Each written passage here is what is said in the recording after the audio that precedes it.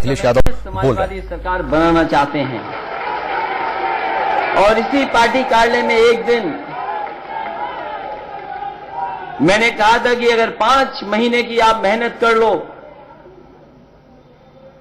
इसी पार्टी कार्यालय में यहीं पर एक मंच पर मैंने कहा था कि अगर 5 महीने आप काम कर लोगे तो आपको 5 साल की सरकार मिलेगी।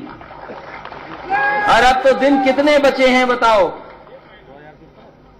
पहले चरण का जो नॉमिनेशन होता है वो आखिरी दिन है कल। अब तो कुछ समय नहीं बचा है और आपके पास बताने को, कहने को, जमीन पर जो चीजें उतारी हैं बड़े पैमाने पर उतारी हैं। और आप में से ठीक हमारे वरिष्ठ मंत्री लोगों ने कहा कि जो बात घोषणा पत्र में नहीं थी उसके बावजूद भी समाजवादी सरकार ने उसको लेकर के पूरा करने का काम किया है। समाजवादी पार्टी पे कम से कम यह भरोसा है लोगों पर। और जो बात समाजवादियों के लिए कही जाती है कि कथनी और करनी में कोई भेद नहीं है, मैं समझता हूं हमारा समाजवादियों का ऐसा ही घोषणा पत्र, इसी तरह का काम करने की आदत है हम लोगों को। बहुत काम हुआ है, बड़े पैमाने पे काम हुआ है, इससे भी आगे काम करना है। और कई बार मैंने कहा कि जितनी रफ्तार बढ़ेगी उतना हमारी अर्थव्यवस्था बेहतर होगी, उतना ही विकास आगे बढ़ेगा। और उसके लिए कम से कम समाजवादी लोगों ने उदाहरण पेश किया है। अगर सबसे कम उम्र में मुख्यमंत्री बनने का मौका मिला, नेताजी ने आशीर्वाद दिया, पार्टी के लोगों का सहयोग मिला, हमारे मंत्री लोगों का सहयोग मिला, उसकी वजह से हम कम से कम अपने पूरी चीजों को जमीन पर उतार सके। और मेरी 5 साल लगातार ये कोशिश रही, क्या जो समाजवादी सिद्धांत उससे हम हटे नहीं, और अगर कोई नई चीज समाज में लागू की जा सके तो उसको भी लागू करने का काम हम लोग करें। और इसलिए पूरे 5 साल संतुलित विकास किया है। समाजवादी सरकार ने संतुलित विकास करने का काम किया है। अगर मेट्रो बनाई है, एक्सप्रेस वे बनाए हैं, वहीं हमारे गांव की अर्थव्यवस्था कैसे बेहतर हो उस दिशा में भी काम किया है। हम तो कहते हैं दूसरे दल के लोगों से, क्योंकि टीवी पे बहुत सुनते उनको, न जाने कौन कौन सी बातें, न जाने कौन कौन से सपने दिखाए जा रहे हैं। कोई पार्टी लगी है कि हम समीकरण बनाना चाहते हैं, लोगों को याद दिला रहे हैं कि हम आपके शुभचिंतक हैं। लेकिन सही मायने में उत्तर प्रदेश की जनता जानती है कि गरीब किसान और गांव में रहने वाले लोगों से लेकर के अल्पसंख्यक मुसलमान भाइयों का कौन शुभचिंतक है। लोग समीकरण बना रहे हैं कि ये समीकरण बनेगा तो ये समीकरण होगा। तमाम दल हैं जिनके पास बताने को कुछ नहीं है। सोचो, जिन्होंने नारा दिया अच्छे दिन का, जिन्होंने कहा कि हम सबका साथ लेकर के सबका विकास करेंगे, बताओ अब तो 3 साल हो गए हैं और यूपी का चुनाव आ रहा है, तो हो सकता है बजट में कुछ नई चीजें दे दें। लेकिन बताओ 3 साल से उत्तर प्रदेश नहीं बल्कि देश की जनता ढूंढ रही है कि आखिरकार अच्छे दिन हैं कहां, विकास कहां है, किस दिशा में विकास चला गया। विकास के बहाने कभी झाड़ू पकड़ा दी, विकास के बहाने कभी योगा करा दिया, और वो बहाने कैसे कैसे चल रहे हैं बताओ। हम समाजवादियों से पूछो कि कहां पर क्या काम किया समाजवादी, हम जिले का बता सकते हैं। एक आध जिला हो सकता है जहां पर समाजवादियों की बात न पहुंची हो, लेकिन कोई उत्तर प्रदेश का जिला नहीं बचा है जहां पर बड़ा काम समाजवादी सरकार में न हुआ हो। ये बड़े पैमाने पर काम हुआ है। तो ये तमाम हमारे घोषणा पत्र में और आने वाले समय में हम क्या करना चाहते हैं वो हमारे घोषणा पत्र में शामिल है। क्योंकि इधर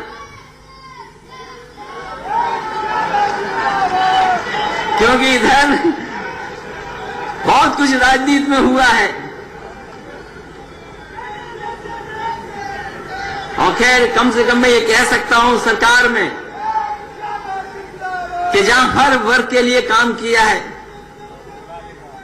शायद ही किसी सरकार ने बच्चों के लिए इतना अच्छा काम किया होगा जितना समाजवादियों ने किया है। और मुझे वो बात अच्छी तरह याद है, जब मैं एक गांव में गया मैनपुरी के पास, उस गांव में गया, मैंने कहा कि प्राइमरी स्कूल में देखना चाहता हूं। और प्राइमरी स्कूल में जब मैं गया वहां देखा मैंने कि बच्चे पढ़ रहे हैं वहां पर। मैंने सबसे नाम पूछा कि बच्चों तुम्हारा नाम क्या है। कोई बहुत बड़ी संख्या में बच्चे नहीं मिले, ज्यादा से ज्यादा 9 बच्चे थे उसमें। जो गांव के सबसे गरीब लोग थे उनके बच्चे पढ़ रहे हैं वहां, क्योंकि हमारे सफी गांव में मेला चल रहा था। तो मैंने कहा कि मेला सुना होगा, मेला चल रहा है। उन बच्चों को सबको पता था मेला चल रहा है।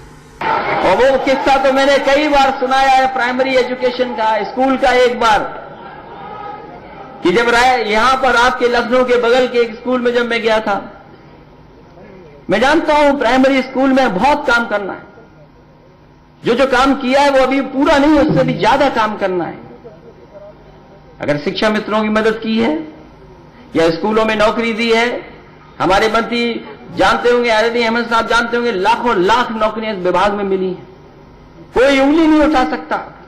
हमारे मोहल्ले वाले कितना आंदोलन, 14 साल आंदोलन चला रहे थे, उर्दू मोहल्ले वाले। इसी समाजवादी सरकार ने उन्हें समाजित करने का काम दिया, उनको भी आगे बढ़ाने का काम किया। इसे याद होगा जब मैं रायबरेली वाली बात बता रहा था, क्योंकि वो प्रेस के मतलब की भी बात है।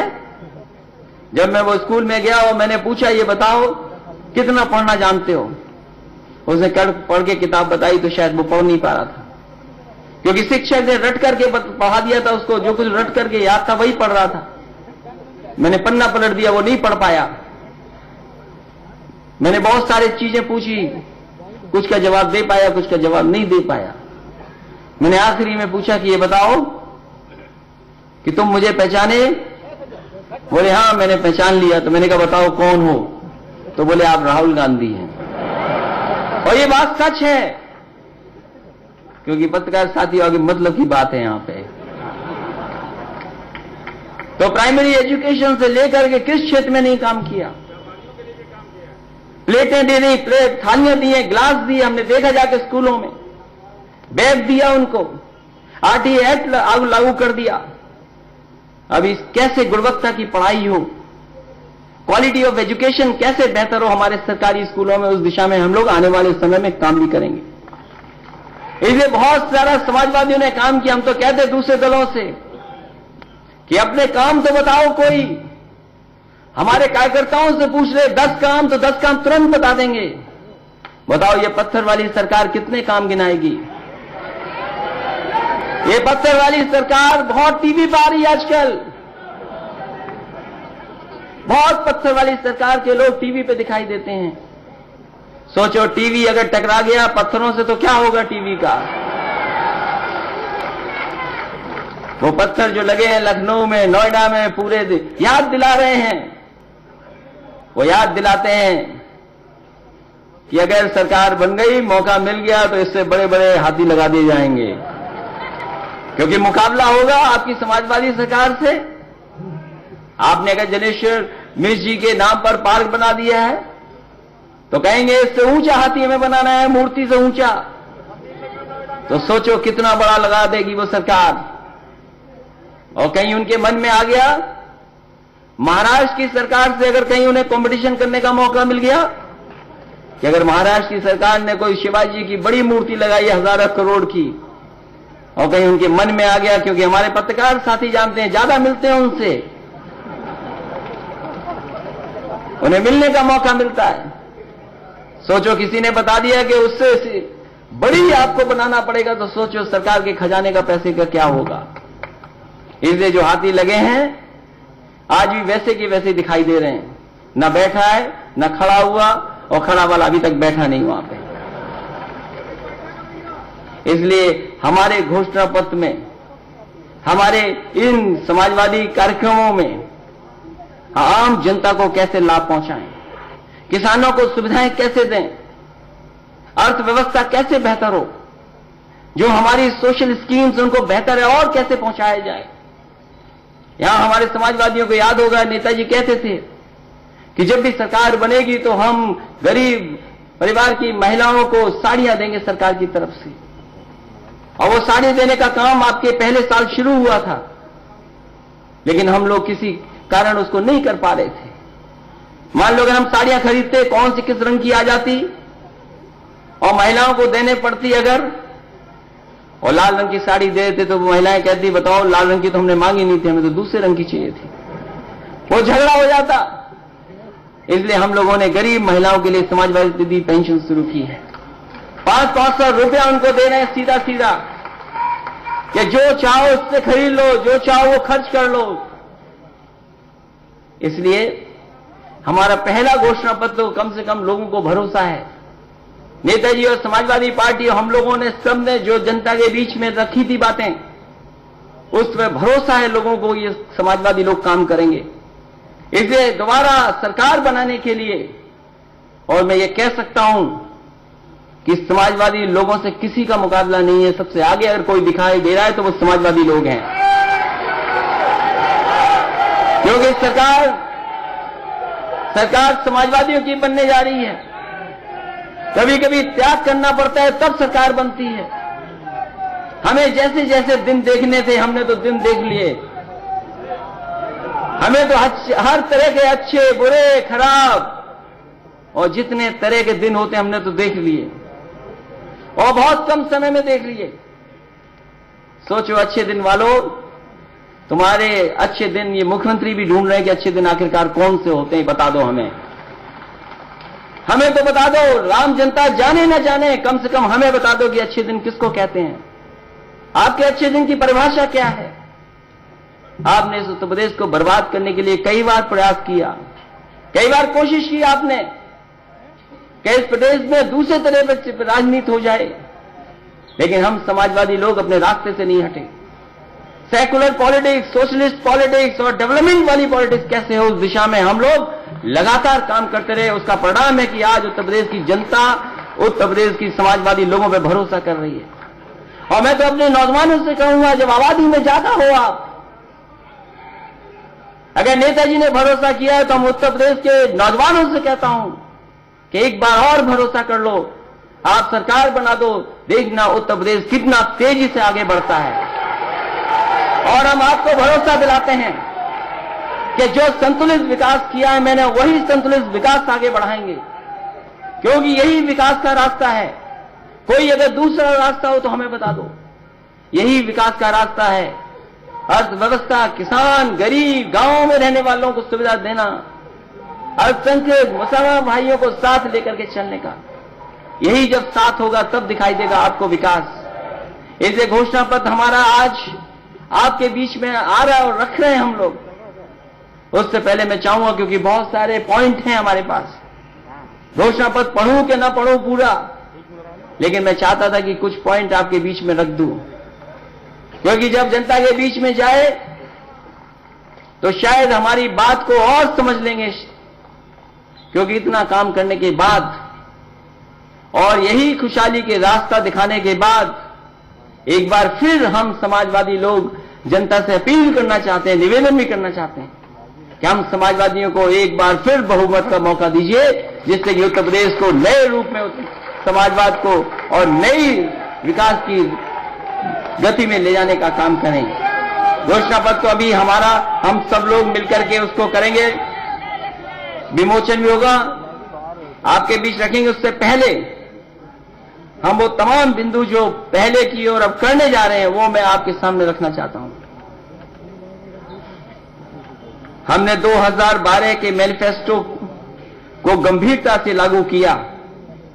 मैनिफेस्टो से आगे बढ़कर के एक संतुलित विकास का मॉडल लागू किया, और अब हम जनता के सामने नया मैनिफेस्टो लेकर के आ रहे हैं। हमारी प्रतिबद्धता लोकतंत्र, धर्मनिरपेक्षता और एक समाजवादी संतुलन विकास के प्रति है। मैनिफेस्टो में विकास और कल्याण का संतुलन रखना हमारी प्राथमिकता है।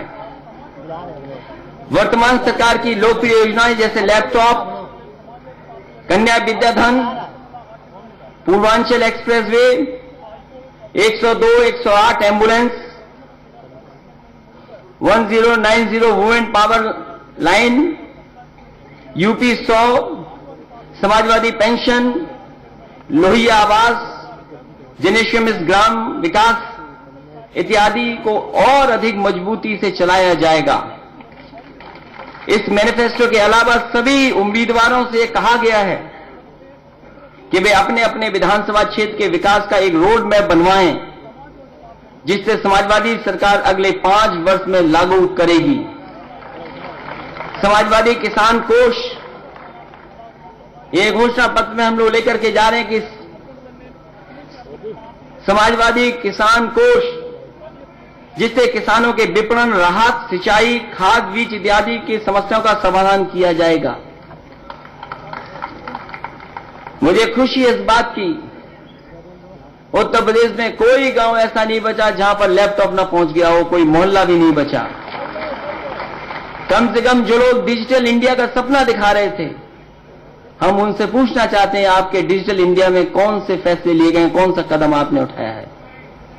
आपने तो कह दिया कि कैशलेस इकोनॉमी होनी चाहिए और फोन से बैंकिंग हो सकती है।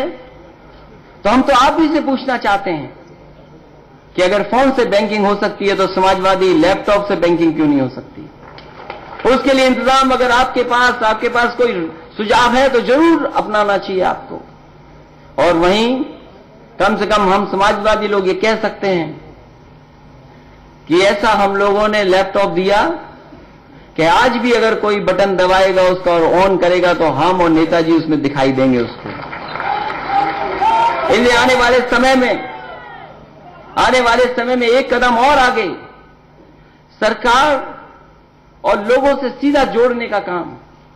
कई बार सरकार अपनी योजनाएं लोगों तक जानकारी नहीं करा पाती है, और कई बार लोग अगर जानना चाहें कि सरकार पे योजना क्या है, आज शायद ये संभव है टेक्नोलॉजी के दौर में, इंटरनेट और उसके तमाम दौर में, कि उन चीजों को जाना जा सकता है आसानी से अपने घर बैठ करके या काम करते हुए। इसलिए लैपटॉप तो बटेगा ही बटेगा। हमारे छात्र और छात्राएं जो बेहतर पढ़ रही हैं, पढ़ाई में आगे हैं, वहीं साथ ही साथ स्मार्टफोन देने का काम भी आने वाले समय में समाजवादी लोग करेंगे। मुझे खुशी है इस बात की, और मैं ये कहता हूं अपने पत्रकार साथियों के सामने भी और प्रदेश की जनता के सामने, जिस हिसाब से रजिस्ट्रेशन हुआ है, अगर उन्हीं लोगों ने वोट दे दिया तो समाजवादी लोग 300 सीटें जीत करके सरकार बना लेगी। क्योंकि 1,40,00,000 लोगों ने रजिस्ट्रेशन किया है। 1,40,00,000 लोगों ने रजिस्ट्रेशन किया है। इसलिए समाजवादी स्मार्टफोन योजना भी लेकर के आ रहे हैं, सरकार और किसान और गरीब और नौजवान लोगों को एक दूसरे से जोड़ने के लिए। इसके साथ साथ, क्योंकि प्रदेश में पहली बार पेंशन ऑनलाइन सीधे अकाउंट में पहुंचाने का बड़े पैमाने पर काम शुरू हुआ था। समाजवादी पेंशन हो सकता है बनाने में कहीं शिकायत आ जाए, लेकिन अगर एक बार किसी गरीब परिवार की महिला की समाजवादी पेंशन बन गई तो बीच की जो बुराइयां वो पूरी तरीके से हम लोगों ने खत्म की हैं। समाजवादी पेंशन सीधे उनके अकाउंट में पहुंचती है। कभी कभी मैंने जब बांटा है समाजवादी पेंशन तो उनका चेक बुक देखी, मैंने पासबुक देखी, और मैंने उनसे पूछा कि ये बताओ पैसा अकाउंट में तुम खर्च क्यों नहीं करने? इसका जवाब शायद उन्होंने नहीं दिया, मुस्कुरा करके चली गई। कई बार उनके हम देखते हैं पासबुक खर्च नहीं कर रही है हमारी माताएं बहनें। इसलिए आने वाले समय में समाजवादियों ने तय किया है कि 1 करोड़ लोगों को 1,000 की मासिक पेंशन देने का काम होगा। अत्यंत गरीब लोगों को निःशुल्क गेहूं और चावल का वितरण होगा। घरेलू कामगारों और असंगठित क्षेत्रों के मजदूर हेतु विशेष योजना चालू होगी, क्योंकि बहुत सारे हमारे असंगठित मजदूर न केवल उत्तर प्रदेश में बल्कि उत्तर प्रदेश के बाहर भी काम करने जाते हैं। इसलिए एक बड़े पैमाने पर इसके लिए योजना लाने का काम सरकार के माध्यम से होगा। गरीब महिलाओं को प्रेशर कुकर, ताकि वे कम समय में खाना बना सकें।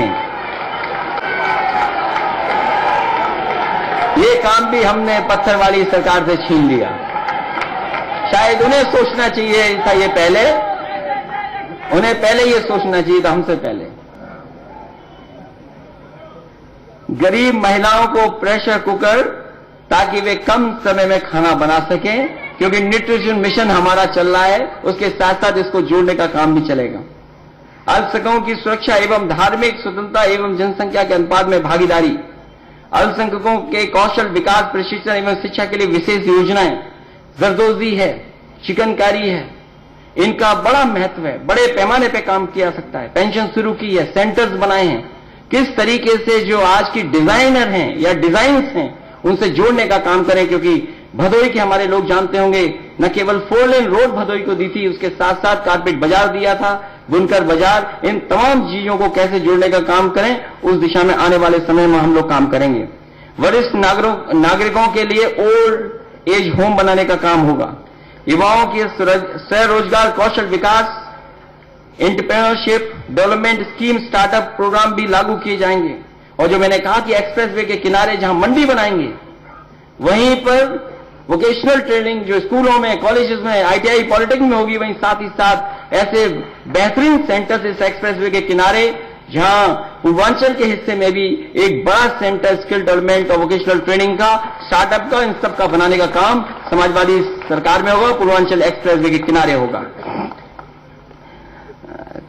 कामकाजी महिलाओं हेतु हॉस्टल, महिलाओं को रोडवेज बस में आधे किराए की छूट, मजदूरों हेतु रियायती दर पर मिड डे मील, मजदूरों हेतु रियायती दर पर मिड डे मील, IGCL की भांति अन्य लीगों को प्रोत्साहन एवं समाजवादी स्पोर्ट्स स्कूल की स्थापना, व्यापारियों और उद्यमियों की सुरक्षा की गारंटी, इंस्पेक्टर राज समाप्त, single window online system, 1.5 lakh से कम सालाना आय के लोगों को मुफ्त इलाज, ये भी बड़े पैमाने पर लोगों को इसका लाभ मिलेगा। हालांकि इलाज है मुफ्त, गंभीर बीमारियों के लिए पैसा है, लेकिन ये विशेष योजना उन लोगों के लिए भी लागू करने का काम सरकार करेगी। जहां लखनऊ में जो मेट्रो बनी थी, आपको याद होगा नेताजी ने कहा था कि कम समय में बना करके तैयार कर दो, और जिस समय शिलान्यास हुआ था किसी को नहीं भरोसा था कि ये मेट्रो इतने कम समय में बन करके तैयार हो जाएगी। हम समाजवादी लोगों ने मेहनत कर करके और श्रीधरन जी की राय लेकर के, उनको एडवाइजर बनाकर सरकार का, और पूरी की पूरी जिम्मेदारी देकर के, और तमाम वरिष्ठ अधिकारियों को कम से कम देश और दुनिया में उदाहरण पेश किया है कि इतने कम समय में मेट्रो बनाई जा सकती है।